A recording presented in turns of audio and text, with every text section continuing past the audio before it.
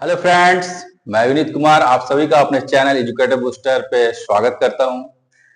हम पिछले क्लास में देख रहे थे कि आर्यों के बारे में कि आर्य कहाँ से आए, उनके उत्पत्ति स्थलों के बारे में हमने अच्छे से अध्ययन किया। फिर हमने देखा कि आर्यों ने अपने कार्यकाल में जिन वैदिक ग्रंथों का मतलब कि रचनाएं की थी, उनमें ऋग्वेद, यजुर्वेद, सामवेद, इन सब चीजों के बारे में हमने अच्छे से अध्ययन किया।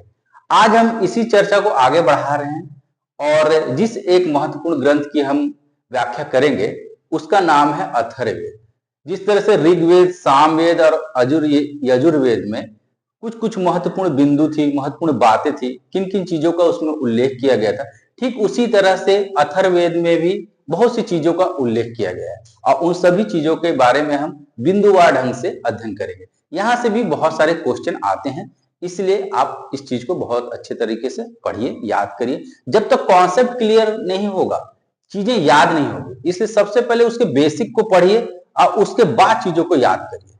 ठीक है, बढ़ते हैं अपने क्लास की ओर और देखते हैं अथर्ववेद के बारे में। अथर्ववेद,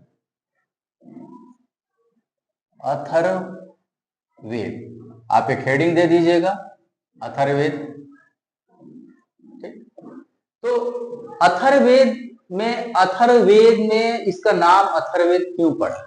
तो एक प्राचीन काल में एक ऋषि रहा करते थे, अथर्वा ऋषि। तो कहा जाता है कि उन्हीं के नाम पे इसका नाम अथर्ववेद पड़ गया। क्या नाम था उस महर्षि का?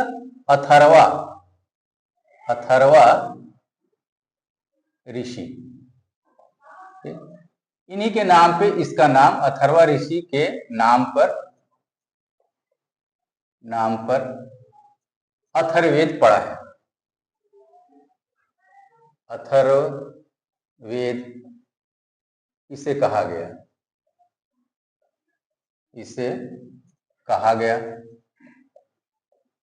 पहला पॉइंट तो आपके पास ये है। ठीक, ऋषि का नाम अथर्वा ऋषि। अगला पॉइंट में आप देखिए कि इसमें कितने अध्याय, कितने मंत्र हैं। जिस तरह से ऋग्वेद में कई अध्याय थे, मंत्र थे, उसी तरह से अथर्ववेद में भी कई अध्याय हैं, कई मंत्रों का निर्माण किया गया है। तो इसमें क्या है? 20 अध्याय। कितने अध्याय? 20 अध्याय व 6000 मंत्र इसमें प्राप्त होते हैं। मंत्र इसमें उल्लेखित हैं।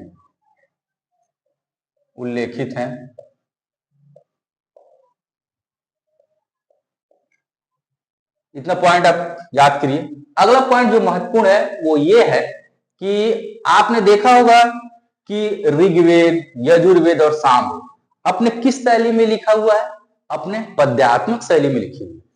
तो अथर्ववेद किस में लिखा हुआ है, यह भी जानना महत्वपूर्ण है। तो अथर्ववेद की जो रचना हुई है यह गद्य और पद्य दोनों शैली में हुई है। तो इसकी रचना गद्य व पद्य दोनों शैली में हुई है। दोनों शैली में हुई है।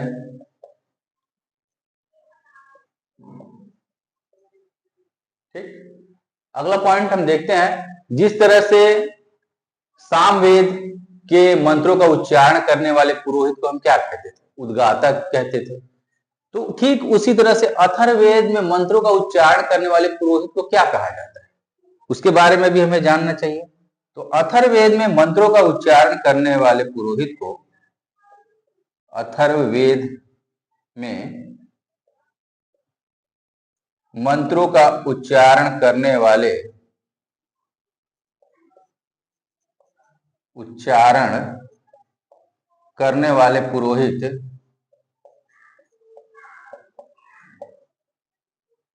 पुरोहित को ब्रह्मा के नाम से जानते थे। क्या कहते थे? ब्रह्मा कहते हैं। ठीक, क्या कहते हैं? ब्रह्मा, याद रखिएगा। ठीक, सामवेद के पुरोहित को हमने बताया था क्या कहते हैं, उद्गातक कहते हैं। उसी तरह से अथर्ववेद के पुरोहित को क्या कहा जाता है, ब्रह्मा कहा जाता है। ठीक, इतने पूरे पॉइंट को याद करने के पश्चात हम आगे बढ़ते हैं कि अथर्ववेद में किन किन चीजों की चर्चाएं की गई। यह भी जानना बहुत महत्वपूर्ण है कि अथर्ववेद में क्या क्या चीजों का विश्लेषण किया गया है, इसके बारे में भी हमें पता होना चाहिए। ठीक, तो अगला पॉइंट आप यहाँ देखिए कि इस अथर्ववेद में आपको जादू, टोना, वशीकरण, भूत, प्रेत, इन सब चीजों के बारे में चर्चा की गई। सबसे दिलचस्प बात है कि अथर्ववेद में किन सब बातों का उल्लेख है, जादू टोना,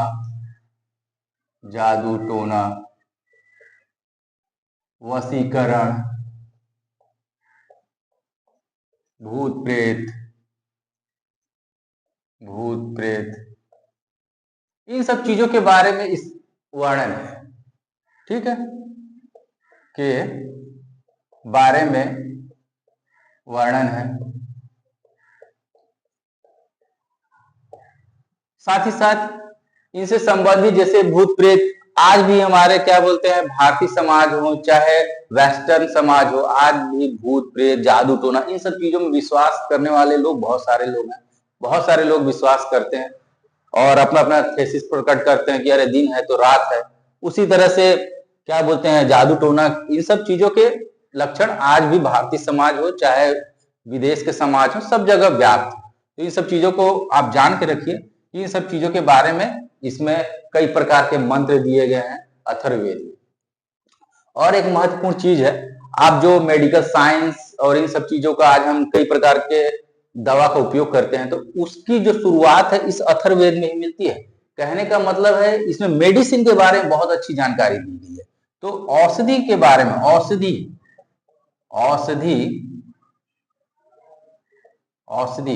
ठीक, इसको दवा लिख लीजिए, के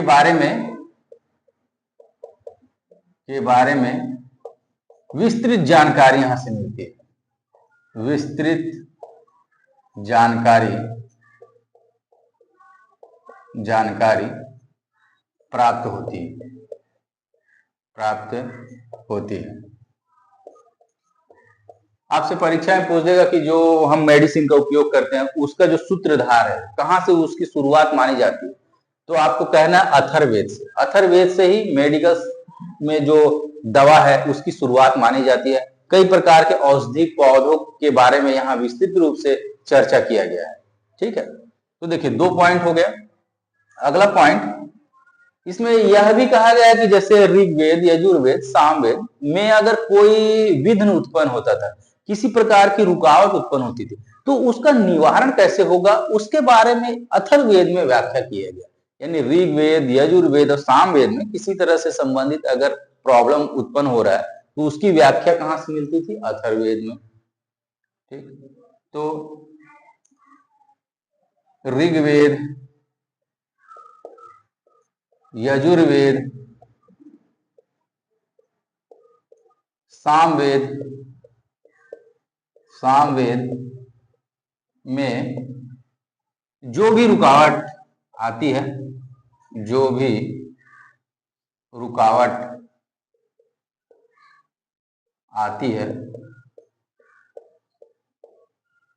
उसका निवारण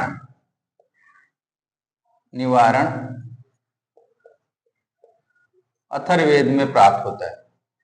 अथर्ववेद में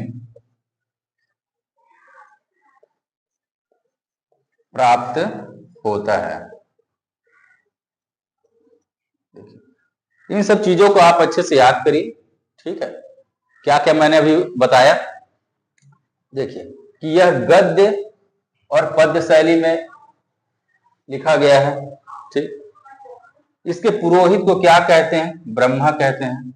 मैं थोड़ा हेडिंग कर दे रहा हूं ब्लू पेन से ताकि थोड़ा आपका ध्यान जाए, फोकस जाए।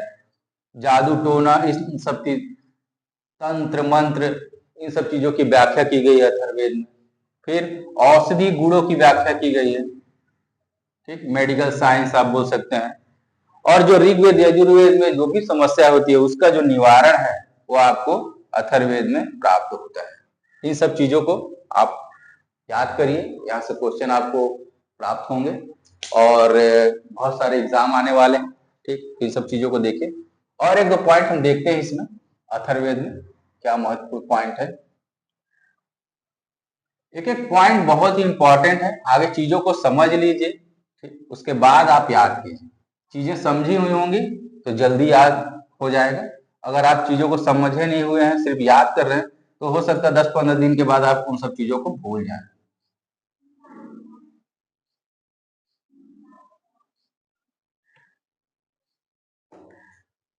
अथर्ववेद के 2 शाखा हैं, उन शाखाओं के नाम क्या है उसको भी देखिए। अथर्ववेद की 2 शाखाएं हैं, बस आपको नाम याद रख लेना है। ठीक, पहली शाखा को शौनक बोलते हैं और दूसरे को पिपलाद।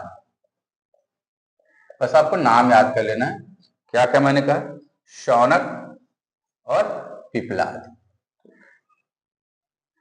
एक पॉइंट और आप अथर्ववेद में लिखिए कि अथर्ववेद का जो ब्राह्मण ग्रंथ है उसको गोपद ब्राह्मण बोलते हैं।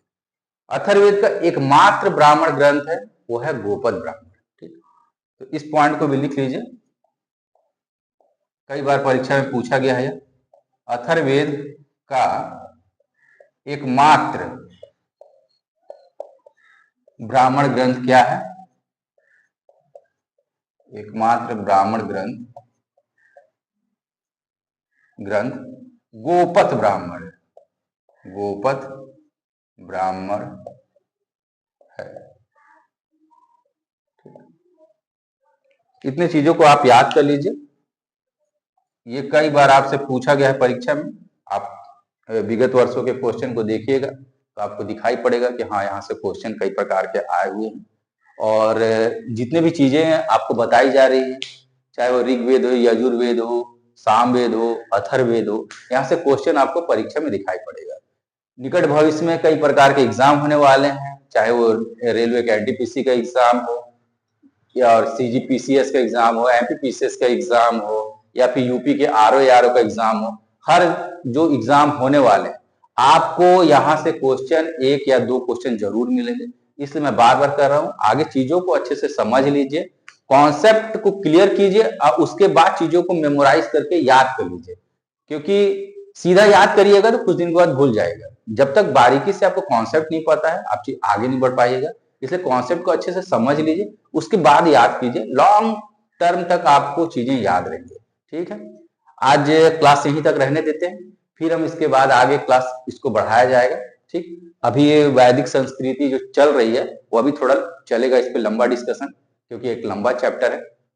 ठीक है, और अगर आपको बार बार यह कहा जा रहा है कि अगर आपको कोई भी दिक्कत हो, किसी प्रकार का भी प्रॉब्लम हो, तो आप कमेंट बॉक्स में कमेंट करते रहिए। बहुत से बच्चे हैं कमेंट बॉक्स में कमेंट कर रहे हैं, मैं उन सभी कमेंटों को पढ़ता हूँ, अच्छा लगता है और उसके अकॉर्डिंग मैं चीजों को आपको प्रोवाइड कर रहा हूँ। क्योंकि स्टूडेंट को जो चाहिए वो देना बहुत जरूरी है, ताकि वह एग्जाम हॉल में अच्छे से जा सके, एग्जाम क्लियर कर सके। हमारा अंतिम उद्देश्य क्या है? रिजल्ट प्राप्त करना। ठीक है, तो कमेंट बॉक्स में कमेंट करते रहिए और वीडियो अगर अच्छा लग रहा हो तो लाइक कीजिए और अगर आप हमारे चैनल पे नए हैं तो चैनल को सब्सक्राइब कीजिए। Thank you.